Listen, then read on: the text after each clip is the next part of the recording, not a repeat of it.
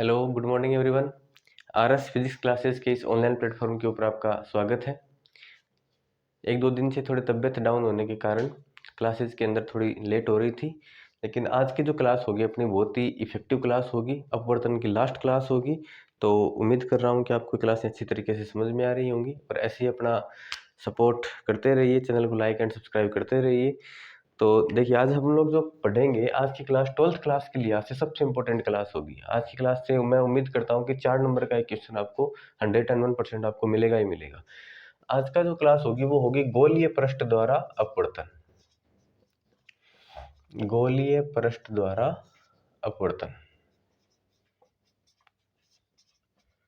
गोलीय पृष्ठ द्वारा अपवर्तन ये वाली क्लास जो है, क्योंकि पहले जो अपन ने क्लास करी परावर्तन अपवर्तन, इनके नियम, इनके एग्जाम्पल, इनके न्यूमेरिकल वगैरह, वो आप शायद लोगों ने थोड़े थोड़े 10th क्लास के अंदर भी पढ़े थे, लेकिन ये जो क्लास होगी आपके लिए सबसे एकदम से नई होगी, नया टॉपिक है ये। देखो, गोलीय पृष्ठ द्वारा अपवर्तन, किसका गोलीय पृष्ठ? ये है लेंस का गोलीय पृष्ठ। मैंने आपको बताया था लेंस जो होता है वो दो पृष्ठों से मिलकर के बना होता है। मैंने आपको बताया, मान लो ये पृष्ठ है कौन सा, ए बी सी, और ये पृष्ठ कौन सा है, ए डी सी। इस प्रकार से एक पृष्ठ ये है, एक पृष्ठ ये है, इन दो पृष्ठों से मिलकर के ये लेंस बना होता है। लेंस के द्वारा अपवर्तन हम लोगों ने पढ़ लिया। उत्तल लेंस के द्वारा कहाँ कहाँ पे बिंब को रखें, कहाँ कहाँ पे प्रतिबिंब बनेगा, उन सबको भी हमने देख लिया। आज जो हम लोग देखेंगे वो देखें कि लेंस का कोई एक पृष्ठ अगर हमारे पास में हो, चाहे वो ये पृष्ठ हो चाहे वो ये पृष्ठ हो, इस पृष्ठ के द्वारा भी अपवर्तन होगा। इस पृष्ठ के पीछे पॉलिश नहीं करी हुई है, पॉलिश कर दे फिर वो परावर्तन हो जाता है।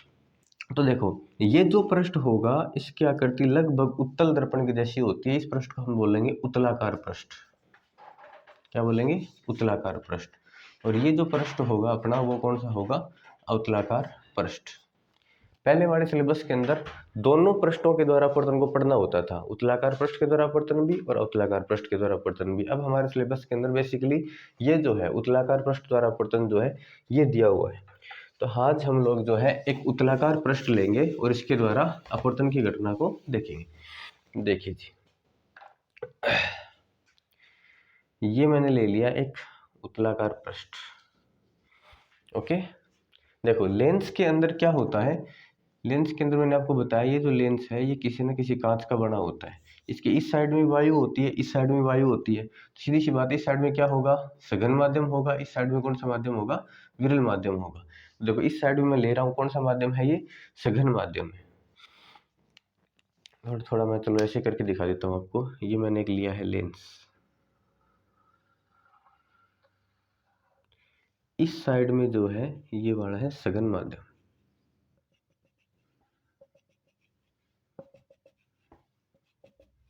कौन सा माध्यम है ये? सघन माध्यम है। थोड़ा भारी माध्यम है, कांच वगैरह है यहाँ पे। तो देखिए जी, ये सघन माध्यम है। इस साइड में जो है, और मान लो ये सघन माध्यम जो है, फिर कांच जो है, कांच मान लो इसको, ये कांच है, इसका अपवर्तनांक है n, और इसके बाहर क्या है? वायु है या फिर हवा है। इसका अपवर्तनांक कितना होता है? बेसिकली 1 होता है। ये एक पृष्ठ मैंने ले लिया, पृष्ठ का नाम आप दे सकते हो SOS, और O इस पृष्ठ का क्या है? प्रकाशिक केंद्र है। और प्रकाशिक केंद्र से बीचों बीच जो लाइन जाती है, जो रेखा जाती है, किरण गुजरती है, उसको बोलते हैं मुख्य एक्सिस, मुख्य अक्ष बोलते हैं। अब इस पृष्ठ के सामने मैं एक बिंदु के आकार का क्या लेता हूँ? बिंब लेता हूँ। यहाँ पे मैंने एक बिंब ले लिया। दैट सपोज ये बिंब है A। क्या है? A। ये मैंने एक ऑब्जेक्ट लिया है, ये मैंने एक ऑब्जेक्ट ले लिया, बिंदु के आकार का है। तो देखो, इस ऑब्जेक्ट से जो प्रकाश की किरण जाएगी, दैट सपोज ये प्रकाश की किरण गई। अब ये है विरल माध्यम, ये कौन सा माध्यम है? सघन माध्यम है। तो ये प्रकाश की किरण देखो, जैसे यहाँ पे मान लो विलंब होता, जैसे मैं एक अभिलंब बना देता हूँ यहाँ पे, ये मैंने बना दिया एक अभिलंब, और दैट सपोज इट कि अभिलंब जो है इस एबीसी पृष्ठ की वक्रता के अंदर से जा रहा है, सी से जा रहा है। ठीक है, ये है अभिलंब नॉर्मल। तो विरल माध्यम से सघन माध्यम में कोई भी प्रकाश की किरण जाएगी तो हमेशा अभिलंब की तरफ मुड़ेगी या दूर हटेगी? अभिलंब की तरफ मुड़ेगी। तो ये जो प्रकाश की किरण होगी ये अभिलंब की तरफ मुड़ जाएगी। तो ये किरण, इसका क्या हो गया? अपवर्तन हो गया। जो किरण, ये किरण कौन सी है? आपतित किरण। आपतित किरण हमेशा विलंब के साथ में कौन सा कोण बनाती है? आपतन कोण। तो ये हो गया आपतन कोण I। और ये किरण है अपवर्तित किरण। अपवर्तित किरण अभिलंब के साथ में कौन सा कोण बनाती है? अपवर्तन कोण। कोण उसको क्या किससे प्रदर्शित करते हैं? आर से। तो ये कौन सा हो गया? अपवर्तन कोण हो गया आर। ये था बिंब। ये अपवर्तित किरण ने यहाँ पे क्या बना दिया? इसका प्रतिबिंब। प्रतिबिंब को मैंने नाम दे दिया एडिस। बिंब था ए, प्रतिबिंब को क्या नाम दे दिया? एडिस नाम दे दिया। तो देखो, प्रकाशीय केंद्र से बिंब के बीच की दूरी क्या कहलाती है? बिंब दूरी कहलाती है। इसको मैंने नाम दे दिया बिंब दूरी यू। ये दूरी क्या कहलाएगी? वक्रता त्रिज्या। वक्रता केंद्र से लेकर के प्रकाशीय केंद्र के बीच की दूरी। और ओ से लेकर के एडिस तक की दूरी क्या कहलाएगी? प्रतिबिंब दूरी। तो यहाँ देखो, ओ से लेकर के ए तक की दूरी, ओ से लेकर के ए तक की दूरी क्या है? बिंब दूरी। किससे प्रदर्शित करते हैं इसको? यू से। ये मैंने प्रदर्शित कर दिया बिंब दूरी को यू से। ये कौन सी साइड में है? ये लेफ्ट हैंड साइड में, इसलिए मैंने यहाँ पे क्या लगा दिया? माइनस। क्योंकि चिन्ह परिपाटी क्या बात बोलती है? लेंस हो, पृष्ठ हो, दर्पण हो, सभी के लेफ्ट हैंड साइड में दूरियां कैसी होंगी? नेगेटिव। ओ से लेकर के एडिस तक की दूरी, ओ से लेकर के एडिस तक की दूरी, प्रकाशीय केंद्र से लेकर के प्रतिबिंब के बीच की दूरी क्या कहलाएगी? प्रतिबिंब दूरी। किससे प्रदर्शित कर दिया? वी से। क्या है ये? प्रतिबिंब दूरी। कौन सी साइड में है ये? राइट हैंड साइड में। तो क्या होगी ये? प्लस। ओ से लेकर के सी तक की दूरी क्या है ये? वक्रता त्रिज्या। किससे प्रदर्शित करते हो? आर से। तो ये क्या हो गई? वक्रता त्रिज्या। ये कौन सी साइड में है? राइट हैंड साइड में। तो ये भी कैसी होगी? प्लस होगी। ठीक है, ये सब चीजें हमारे लास्ट तक काम में आती रहेंगी। मैं यहाँ पे 3 एंगल मानता हूँ, इन तीनों एंगल को याद रखना। मैं मान रहा हूं कि बिंब के द्वारा, वक्र पृष्ठ के ऊपर बिंब के द्वारा बनाया गया जो कोण है वो कोण है अल्फा। वक्र पृष्ठ पर, वक्र पृष्ठ के द्वारा अभिलंब पर जो बनाया गया कोण है वो है बीटा। और वक्र पृष्ठ के द्वारा प्रतिबिंब पे जो बनाया गया कोण है वो है गामा। ये तीनों कोण हमारे काम में आएंगे। वक्र पृष्ठ के द्वारा बिंब पे बनाया गया कोण कौन सा है? अल्फा। वक्र पृष्ठ के द्वारा अभिलंब पे बनाया गया कोण कौन सा है? फिर वक्रता केंद्र पे बनाया गया कोण कौन सा है? बीटा। और पृष्ठ के द्वारा प्रतिबिंब पे बनाया गया कोण कौन सा है? गामा। ये तीनों कोण हमारे पास में काम में आएंगे। अब देखो, ये तो हो गया डायग्राम का काम। अब हम लोग लगाते हैं, अपवर्तन पढ़ रहे हैं तो सीधी सी बात है किसके नियम लगाएंगे? अपवर्तन के नियम लगाएंगे। अपवर्तन के अंदर बेसिकली हम सबसे इंपॉर्टेंट नियम कौन सा पढ़ते हैं? स्नेल का नियम। तो स्नेल नियम से, स्नेल नियम से क्या होता है? स्नेल का नियम n बराबर साइन आई बटे साइन आर, साइन आई बटे साइन आर। एक बात और देखें, ये जो बिंदु नुमा मैंने बिंब लिया है, ये दूरी बहुत ही कम है। हालांकि ये दूरी मान के चलो ना के बराबर दूरी है, फिर भी हमने समझने के लिए दूरी इसको बहुत ज्यादा दिखाया गया है, लेकिन दूरी है बहुत कम। अगर ये बिंदु नुमा प्रतिबिंब है तो ये इसके ऊपर जो आपतित होगा तो ये दूरी बहुत कम होगी, तो सीधी सीधी गुजर जाएगी। मैंने आपको बताया ये यहाँ पे ना होने की बजाय यहाँ पे हो, तो ना ही तो आई बनेगा ना ही आर बनेगा। उस कंडीशन के अंदर आई और आर बहुत ही छोटे होंगे। तो अगर आई और आर स्मॉल है, यदि आई व आर अति अल्प है, बहुत ही छोटे हैं, मतलब बने ही नहीं है, किरण सीधी की सीधी गुजर रही है, अपवर्तन बहुत ही ना के बराबर हो रहा है, विचलन बहुत ही कम हो रहा है, अति अल्प है, उस कंडीशन के अंदर देखो ये आई का कोण भी बहुत ही छोटा सा बनेगा। अब साइन के मान देखो कितने कितने होते हैं, एक 0 डिग्री होता है, एक 30 डिग्री होता है, एक 45 डिग्री होता है, एक 60 डिग्री होता है, एक 90 डिग्री होता है। साइन 0 का मान कितना होता है? 0। अधिकतम मान कितना होता है? 1। साइन 0 का मान किसके बराबर है? 0 के बराबर है। 0 सबसे छोटा कोण है, अति अल्प कोण है। अति अल्प कोण होने की कंडीशन में साइन 0 का मान किसके बराबर आया? 0 डिग्री के बराबर आता है। कहने का मतलब कोण जो है, कोण की ज्या जो है वो कोण के बराबर ही आती है। अगर कोण बहुत ही छोटा है तब कोण की ज्या किसके बराबर आती है? कोण के बराबर ही आती है। तो अगर आई और आर भी बहुत छोटे हैं, उस कंडीशन के अंदर साइन आई किसके बराबर होगा? आई के बराबर। और साइन आर जो है वो किसके बराबर होगा? आर के बराबर। तो देखो एन बराबर साइन आई किसके बराबर हो जाएगा? आई के बराबर। और साइन आर किसके बराबर हो जाएगा? आर के बराबर। इनको क्रॉस मल्टीप्लाई करो तो आई बराबर क्या आया? एन आर आया। आई बराबर क्या आ गया? N R. अब एक मैथमेटिक्स की बहुत ही अच्छी टर्म यहाँ पे काम में आने वाली है, उसको याद रखना। देखो कोई भी ट्रायंगल होता है, जैसे मैं आपको एक ट्रायंगल लेके दिखाऊं, एक समबाहु त्रिभुज है, इसके अंदर तीनों कोणों का योग कितना डिग्री होता है? 60 डिग्री। ये कोण 60 डिग्री। कितने कितने डिग्री के हैं ये? 60 डिग्री के कोण। अगर आपसे कोई पूछे कि ये वाला कोण बताओ, तो आपको पता है एक लाइन के ऊपर कितने डिग्री का कोण बनता है, 180 डिग्री का कोण। ये पूरी एक सीधी रेखा बन रही है, इसके ऊपर ये पूरा कोण 180 डिग्री है, ये 60 डिग्री है, तो ये बच गया कितना डिग्री, 120 डिग्री। कोई आपसे पूछे ये वाला कोण बताओ, तो ये पूरा 180 डिग्री होता है, ये 60 डिग्री है, तो कितने डिग्री का बनेगा, 120 डिग्री का। कोई पूछे आपसे ये कोण बताओ, तो ये देखो ये 60 डिग्री है, तो कितने का बच गया, 120 डिग्री का। तो यहाँ से एक मतलब प्रतिबंध जो है वो फिक्स कर दिया गया कि ये जो कोण आया ये 120 डिग्री निकल के आया, तो ये जो कोण है इस कोण को तो छोड़ दो, इन दोनों कोणों को जोड़ दो, इसके बराबर ही आएगा। मतलब आंतरिक कोणों का जो योग होगा वो बाह्य कोण के बराबर आएगा। 60 और 60 120, तो 120 ही आएगा। ये कोण आपने निकाला, इसको छुपा लो, इन दोनों कोणों के योग के बराबर ही आएगा। ये कोण जो है इसको छुपा लो, इन दोनों कोणों के योग के बराबर ही आएगा। कहने का मतलब ये है आंतरिक कोणों का योग किसके बराबर होता है, बाह्य कोण के बराबर होता है। इस टर्म को हम यहाँ पे यूज में लेंगे। देखो मैं एक बार लिख देता हूं, आंतरिक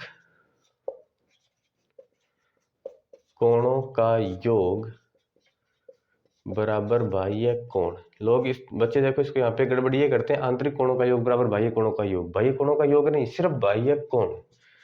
आंतरिक कोणों का योग बराबर क्या होगा, बाह्य कोण।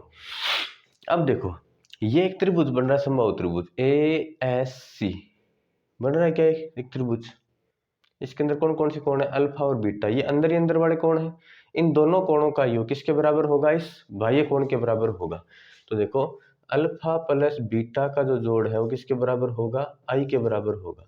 हमको एक तो आई की वैल्यू चाहिए और एक इसकी वैल्यू चाहिए, आर की वैल्यू। आई का मान अपने पास में आ गया। अब देखो तो इस त्रिभुज के माध्यम से मैंने क्या बताया, अल्फा और बीटा का जोड़ किसके बराबर आ जाएगा, आई के बराबर आ जाएगा।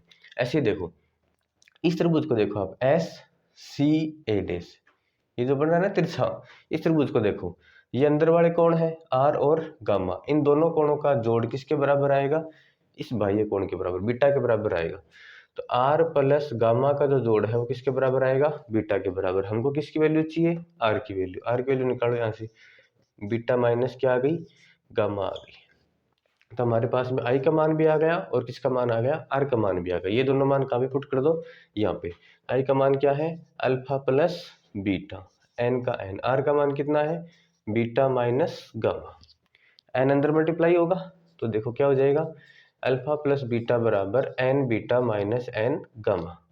बीटा बीटा वाले को एक साइड में करो, ये एन बीटा है, इसको इधर ले आओ। तो इधर एन बीटा तो था ही, ये बीटा इधर है किसका हो गया, माइनस का।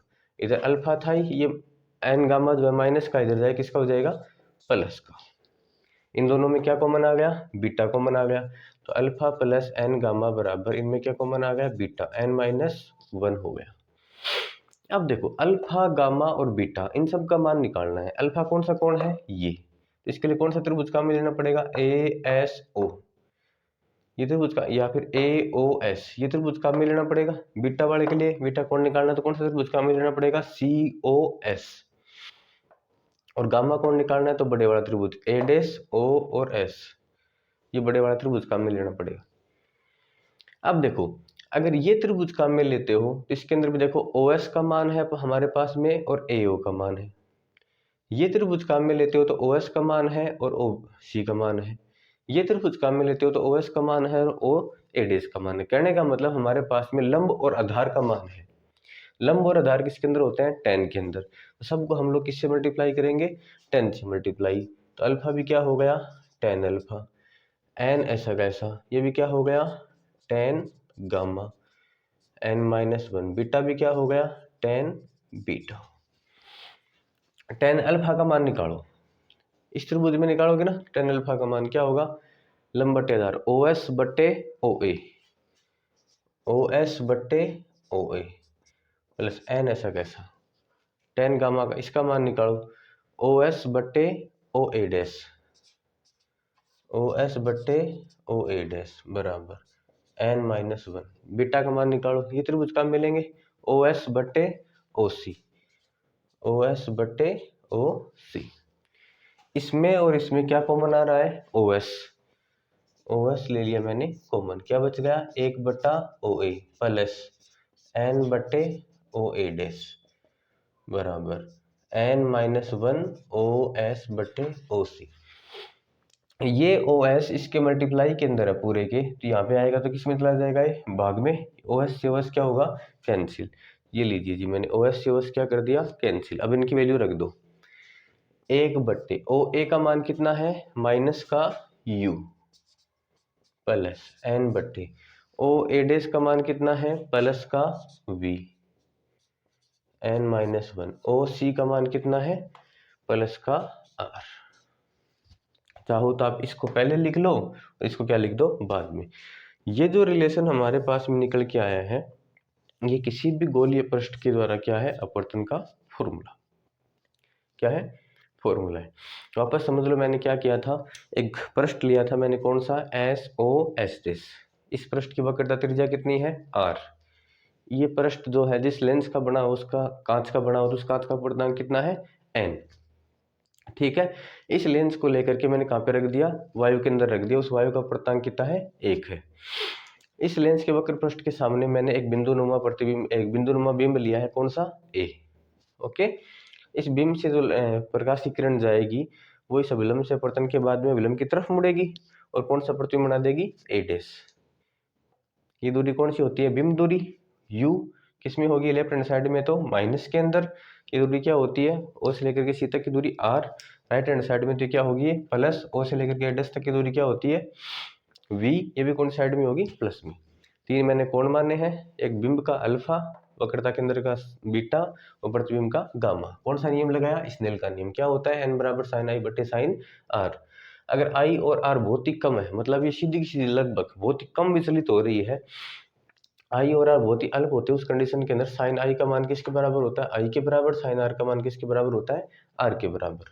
तो I बटे R आ गया, क्रॉस मल्टीप्लाई कर दिया, I इक्वल टू क्या आ गया, NR। I का मान कैसे निकालोगे, R का मान कैसे निकालोगे, आंतरिक कोणों का योग बराबर क्या होता है, बाह्य कोण। इस त्रिभुज में देखो आंतरिक कोण कौन सी, अल्फा प्लस बीटा, इनका जोड़ किसके बराबर होगा, I के बराबर। इस त्रिभुज के अंदर देखो छोटे वाले के अंदर R और गामा का जोड़ किसके बराबर होगा, बीटा के बराबर। तो R की वैल्यू निकालोगे तो बीटा माइनस गामा, ये दोनों वैल्यू कहाँ पे पुट कर दी, इनकी जगह पे पुट कर दी। n को अंदर मल्टीप्लाई कर दिया, n बीटा और n गामा। बीटा बीटा वाला एक साइड में करो, n बीटा था, ये बीटा इधर है, किसका हो गया, माइनस का हो गया। ठीक है, अब क्या करोगे, बीटा को क्या ले लिया कॉमन, तो क्या बच गया, बीटा n-1। अब अल्फा बीटा गामा की वैल्यू निकालने के लिए हमारे पास में सभी ट्रायंगल के अंदर लंब की वैल्यू है और किसकी वैल्यू है, आधार की वैल्यू है। तो सबको किससे गुणा कर दोगे, 10 से। सबके अंदर मैंने, इसके अंदर लंब की वैल्यू OS, आधार की वैल्यू OA। बड़े वाले के अंदर लंब की वैल्यू OS, आधार की वैल्यू OA डैश। इसके अंदर लंब की वैल्यू OS और आधार की वैल्यू OC। OS क्या आ गया, कॉमन आ गया, OS से OS क्या हो गया, कैंसिल। ये सब बच गया इसके अंदर। ये क्या है, R क्या है, इस वक्र पृष्ठ की वक्रता त्रिज्या, जो आपको देखो राइट हैंड साइड में हमेशा कैसी लेनी है, उत्तल पृष्ठ के लिए आपको हमेशा कैसी लेनी है, R। और अगर अवतलाकार पृष्ठ लेते हैं तो R का मान आपको कैसे लेना पड़ेगा, नेगेटिव लेना पड़ेगा। इस डायग्राम के अंदर या फिर इस जो अपने निकाला है लास्ट के अंदर जो व्यंजक निकाला है, इस व्यंजक में थोड़ा सा एक बार ध्यान देंगे कि देखो हमने ये व्यंजक निकाला है, इसको मैं एक बार पहले लिख रहा हूँ, n/v - 1/u बराबर n-1 बट्टे r। ये व्यंजक हम लोगों ने निकाला है। इस व्यंजक के अंदर आप इसको एक नहीं मानेंगे, ये एक नहीं है। आप सोच रहे हो कि मैंने n/v - 1/v, नहीं, ये है, ये जैसे मान लो ये तो है पहला माध्यम और ये माध्यम कौन सा है, दूसरा माध्यम। तो ये n है दूसरे माध्यम का पूर्णांक और ये बट्टे में क्या है, प्रतिबिंब दूरी। एक क्या है, पहले माध्यम का पूर्णांक, बट्टे में क्या है, u। दूसरे माध्यम का पूर्णांक माइनस पहले माध्यम का पूर्णांक। बहुत सी बार ऐसा होता है, हमको ये दे देता है कि पहले माध्यम का पूर्णांक कितना है, n1, दूसरे माध्यम का पूर्णांक कितना है, n2, और पहले माध्यम में एक बिंब को रखा जाता है जो इस अपवर्तन के बाद a डैश क्या बनाता है, प्रतिबिंब बनाता है। तो बताओ उस पृष्ठ का अपवर्तन क्या होगा। तो वहां पे देखो क्या करेंगे, n की जगह पे क्या लेंगे, n2, क्या लेंगे, n2 बट्टा v। एक की जगह पे क्या काम में ले होगे, n1 बट्टे में क्या आ जाएगा, u। इधर क्या आ जाएगा, n2 माइनस n1 बट्टे में क्या आ जाएगा, r। वहां पे आपको ये बड़ा याद रखना है। अगर परीक्षा में ये बड़ा व्यंजक अपन को निकालने के लिए बोलता है तो पहले यहाँ तक निकाल लेंगे, फिर उसको बोलेंगे कि अगर पहले माध्यम का पूर्णांक n1 और दूसरे माध्यम का पूर्णांक n2 हो तो इस वक्र पृष्ठ का उपवृत्ताकार पृष्ठ का और पृष्ठ द्वारा अपवर्तन का फॉर्मूला क्या होगा, ये वाला होगा n2/v माइनस n1/u बराबर n2 माइनस n1/r। ठीक है, आज की वीडियो में इतना ही। अगला जो वीडियो होगा या फिर अगली जो क्लास अपनी होगी वो इससे आगे की क्लास होगी। साथ ही साथ उसके अंदर हम लोग बात करेंगे लेंस मेकर सूत्र की, पतले लेंस के सूत्र की बात करेंगे। ठीक है, तो आज की क्लास के अंदर इतना ही। आज थोड़ी तबीयत डाउन होने के कारण क्लास मैंने थोड़ी छोटी बनाई है, लेकिन अगली क्लास जो होगी वो आई होप इससे अच्छी होगी। इससे ये मतलब क्लास ये भी अच्छी है, ऐसी बात नहीं है, लेकिन इससे भी बढ़िया क्लास हम लोग लेके आएंगे। और मैं उम्मीद करता हूँ कि आप लोगों को चीज़ें बहुत अच्छी तरीके से समझ में आ रही होंगी। कृपया करके वीडियो को थोड़ा लास्ट तक थोड़ा डट के रुझान के साथ देखने का प्रयास करें और ऐसे अपनी कंटिन्यूटी बनाए रखें। धन्यवाद, थैंक यू।